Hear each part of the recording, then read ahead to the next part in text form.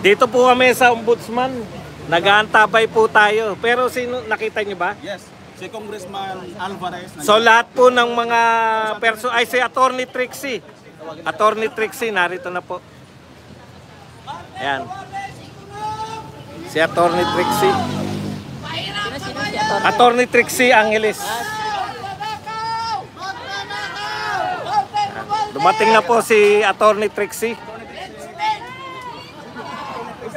Attorney Trixie, kasama rin po kayo? Kasama rin po kayo sa magsasampa? Hindi po nagko-cover din.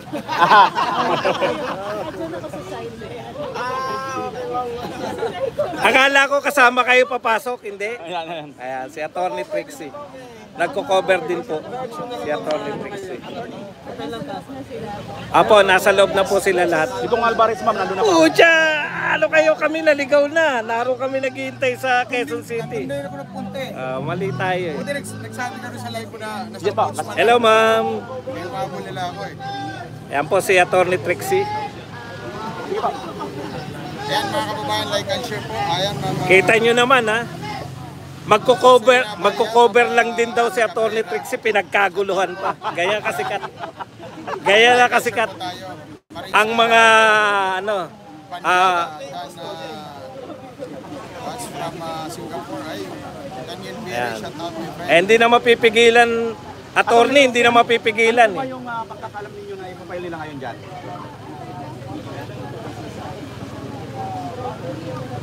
So, base din sa, sa press conferences na so, base din sa press conference nila, yung violation ng anti-government practices na plus primary pursuant dun sa paggawa ng kanilang budget, yung 2025 budget. So, yun po yung pinakabangan natin dito. Gusto ko kasi makita yung precise na charges sa tayo. Para makita natin. Pero ang maganda nito kasi sunod-sunod na yung mga kaso. So may pushback. Nag-umpisa of course at although hindi kaalyado namin sa politika, mga nag-file doon sa sa PhilHealth. After yung PhilHealth, nag-file naman ng the budget.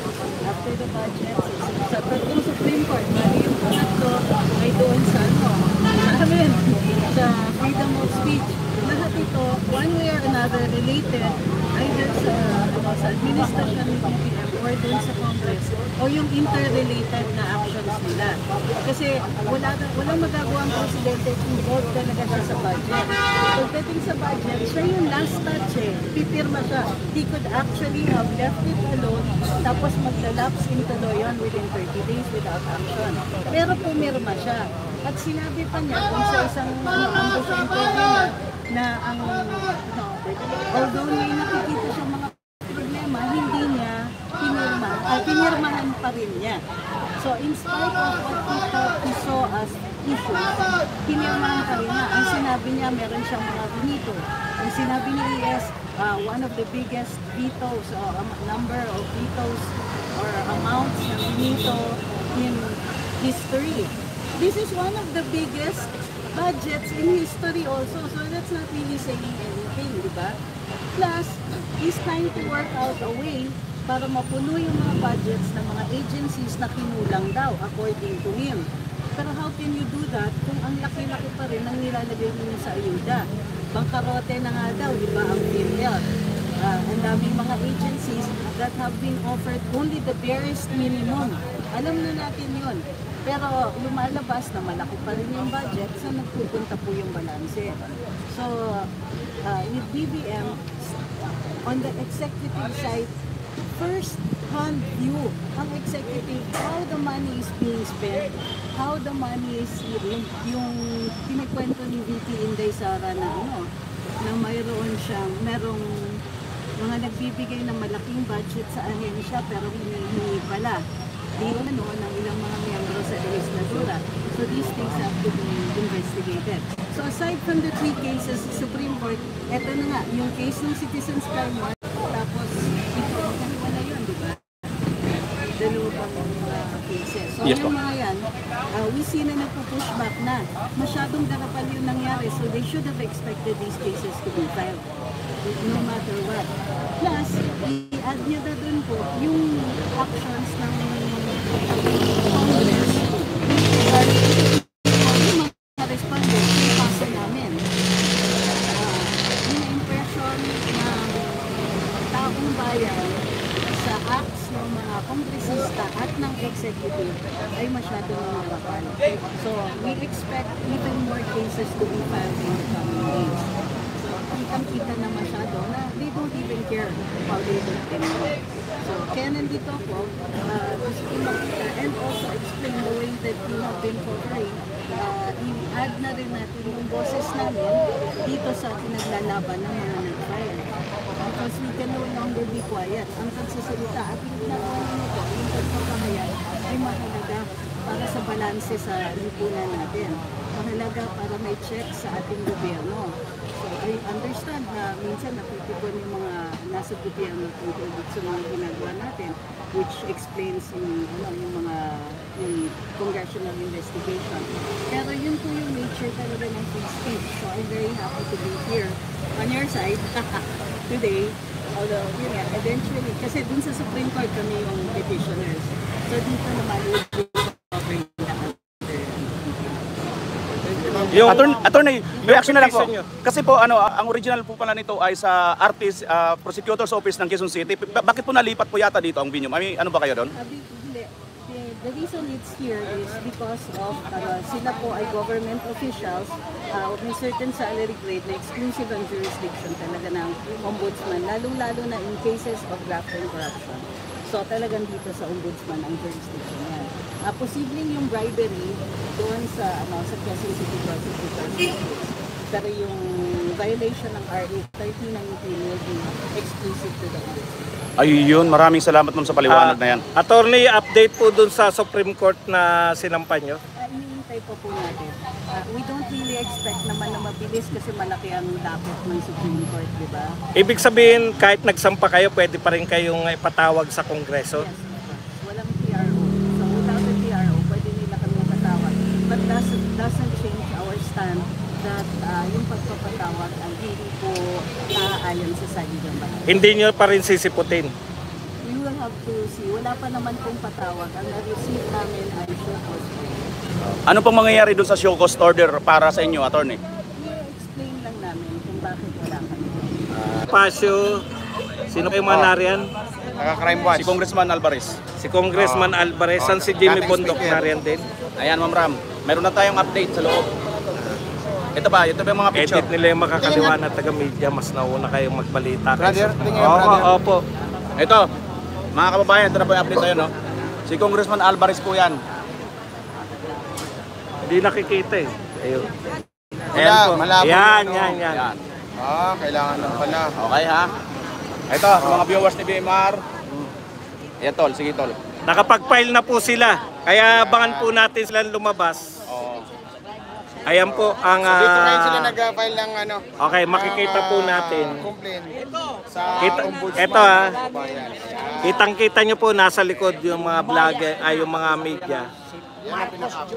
Bakit po unti-unti yung mga vloggers ay mas tinatangkilik na ngayon? Kasi yung mga media po, mamaya pa nilang gabi ibabalita yan. Samantalang kami ngayon na mismo nakalive na tayo. Yan po yung pagkakaiba. Tignan nyo sila. Nakatambay lang matagal, di ba? Mamaya pa yan, i-edit pa nila yan. Meron, kaya marami yan. Ilan lang naman yung media natin eh. Kaya po sila marami kasi meron pong ano. Ay, sino yan? Sino yan? Ha? Ay, si Doc Lorraine.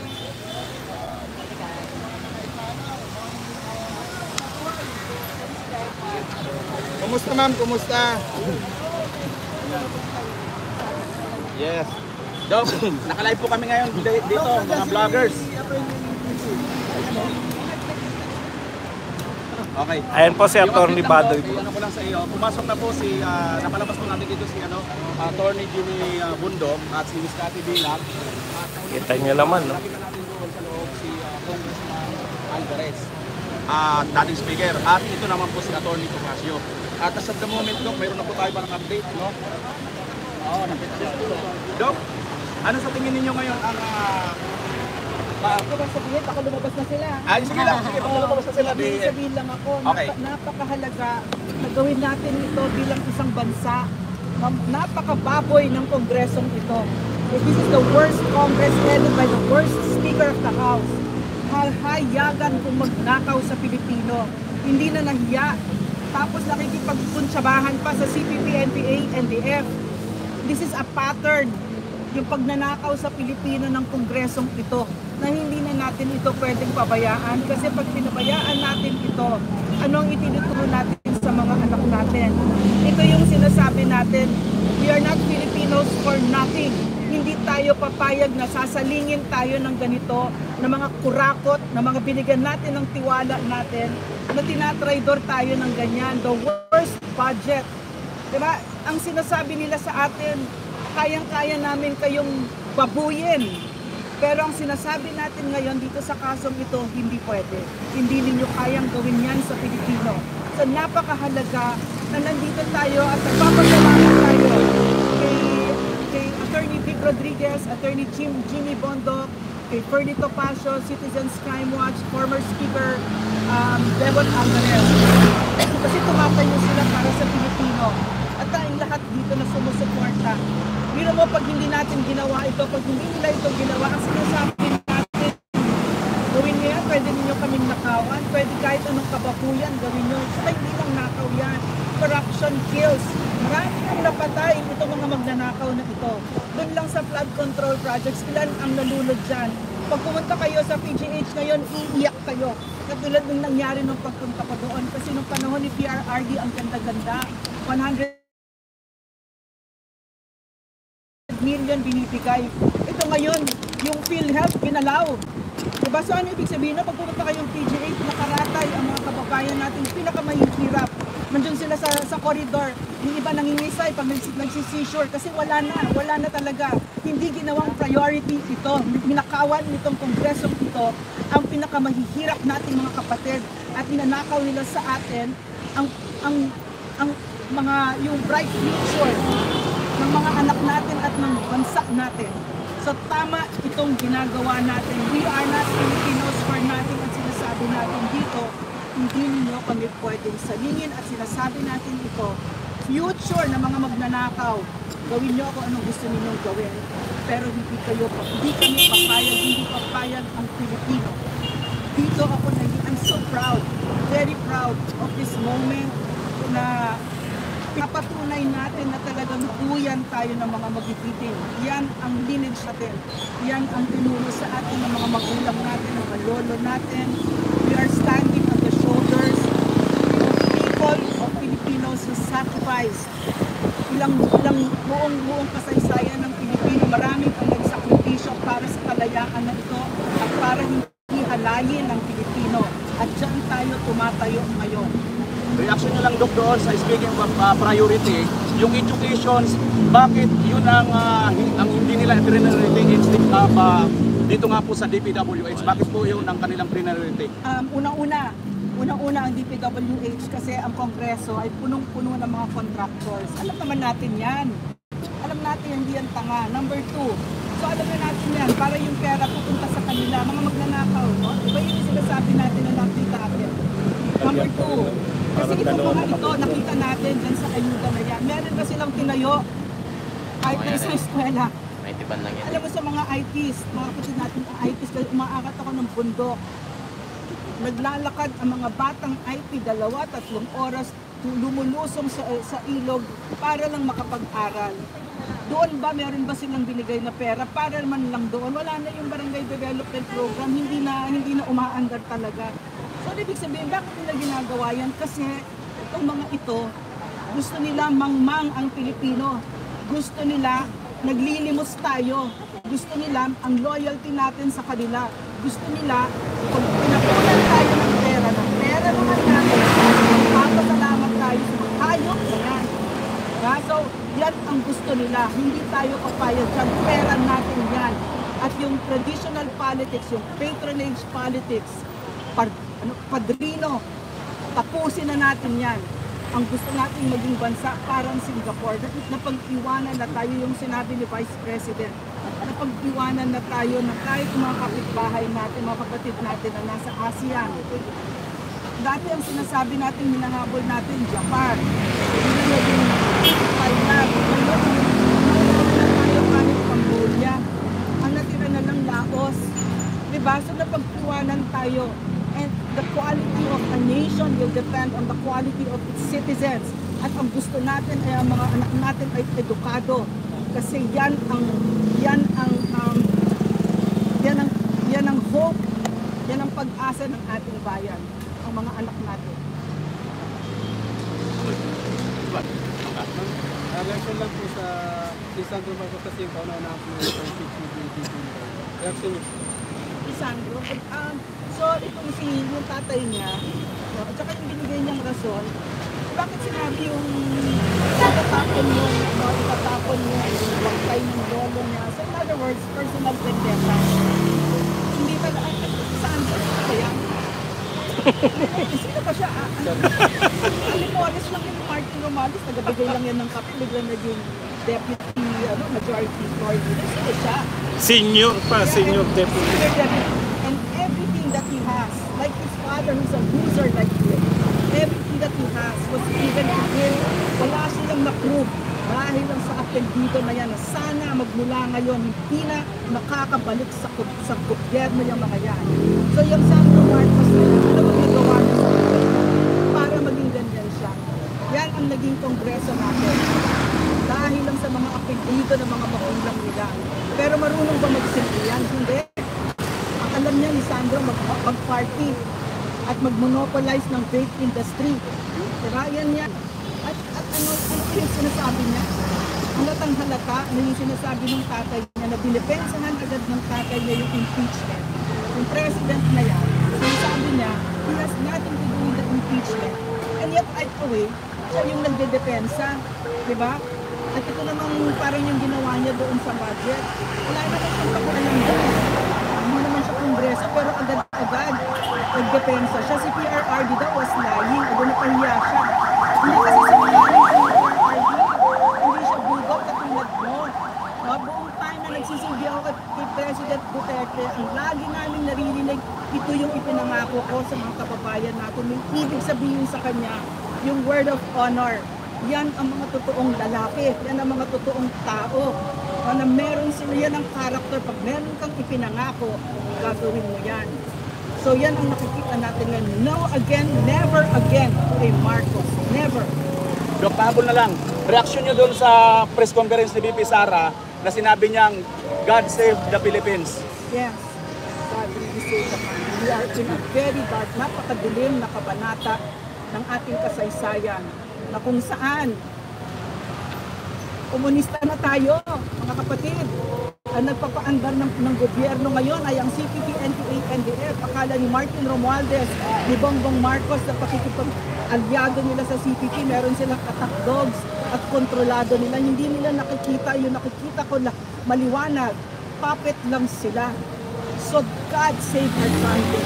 Pero alam mo, katulad ng sinasabi ni Vice President, I am full of hope. Bapaw, merong deserve, merong deserve, merong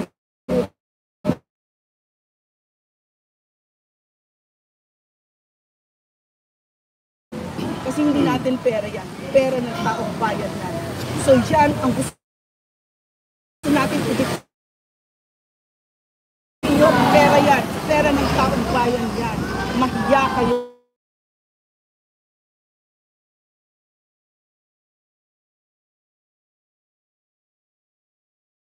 Hindi sila, yung mga ganyang tao, wala nang kaluluwayan. Pero tumatayo tayo sa hudikatura. Tumatayo tayo, dumudulog tayo. God save our country. Pag wala ng hudikatura, wala na tayong tatakbuhan. Follow up na lang, Dok. Bakit si PRRD ganun na lang siya magtipid at ganun na lang siya ka-stricto pagdating sa budget? Ako, grabe yun. Grabe si PRRD. Honestly, nakita ko maraming beses nung nasa Malacanang kami, no? Kasi sandali lang naman kami doon. Kahit yung pagpatay ng ilaw, pinapatay niya, madilim doon, may mga mumo doon. So, natatakot ako talaga. Pero tapos lagi nakapatay yung aircon. Tapos simple talaga kami, sobrang simple. Kasi lalim ang intindi ni PRRD na hindi natin pera yan at saka marami tayong mga projects na kailangan gawin para sa mga kababayan natin. Hindi lang yun, character ni PRRD kapag kayo ay pumunta sa bahay niya, makikita nyo na itong bahay na ito, itong maliwanag na ang taong nakatira dito ay Pangulo dati ng Pilipinas na pwedeng sanang magnakaw ng trilyones pero hindi niya ginawa. Hindi siya nagnakaw sa Pilipino. Kaya bang sabihin ni Bongbong Marcos yan? Kaya bang sabihin ni Martin Romualdez yan? Kaya nila sabihin, mga sinungaling. Sabihin nila, wala naman maniniwala. Yung petition niyo po sa Supreme Court, tungkol sa pagpapalagay. So, amin din siya ngayon. So far hanggang doon pa lang din namin. Pero magpo-file din kami ng case sa ombudsman. Pang-abuso. Pero mo, yung libreng mamamahayan, hindi na pwede. Freedom of expression. So that's a right above all other rights. Yan na yung pinakamataas na karapatan natin. Tinatanggalan tayo kasi mga abusado sila. At kasi nandiyan ang CPP, NPA, at mga komunista na walang paniniwala sa demokrasya. At talagang sinisira at pinapahina ang gobyerno. Sino po yung papailan nyo ng kaso kung sakasakali? Siyempre yung mga heads ng committee, yung kung sinong nagtumawag sa amin. Pero ako wala pa akong invitation. Wala pang gano'n. Disappointed na ako.